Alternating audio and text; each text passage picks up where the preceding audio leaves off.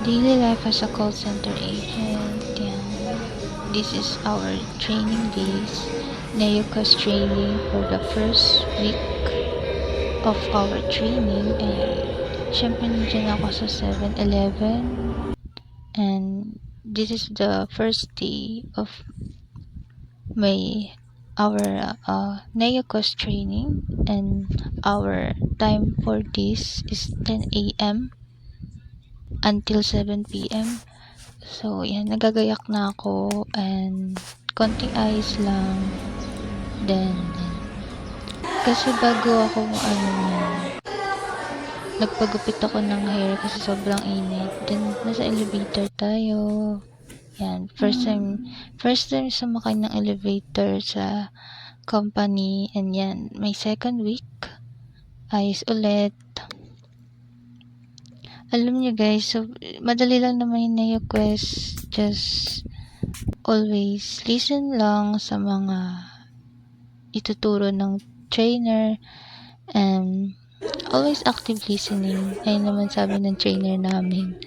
And participate kapag may mga questions. And yan. Ito yung time na third yata to ng training ng NEOQuest. Kumuha kami ng badge dyan. Ay, ng ID.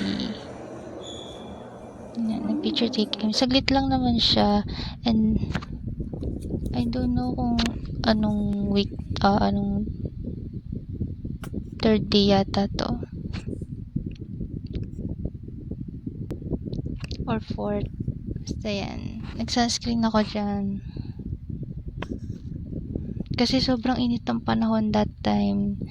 And nung mga nasa training ako noon, super tagadak talaga yung pawis ko nung time na yan. So, madali lang naman yung NEOQuest guys. Parang just about the rules of the training, kung ano yung mga gagawin.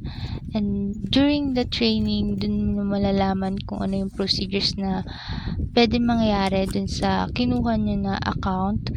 Ako kasi yung kinuha ko na account that time, yung binigay pala sa kanila is yung finance account.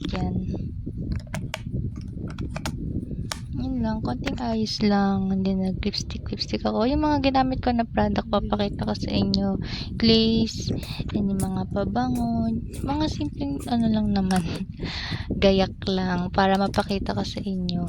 Ito yung yan, mga quiz gagawin namin, mga lessons.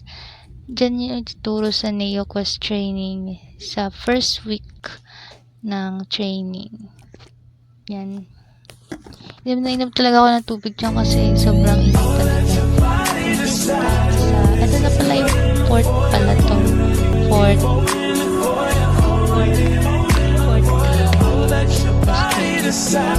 Kasi yan daw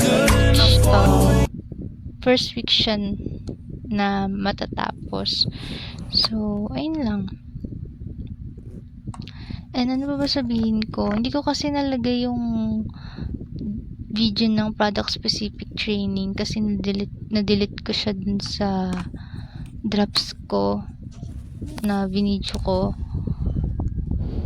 So, dito naman sa product specific training, parang 18 days kami nandun what do you call that? Parang dun namin inaalam yung mga tools, yung mga equipment na gagamitin namin dun sa account na binigay sa amin. Kunyari, pag financial account, dun malalaman kung paano mag-dispute, kung paano siya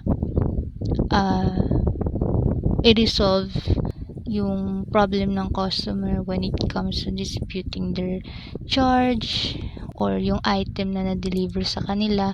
Dun ituturo sa product specific training yon. And yun guys, this is the product specific training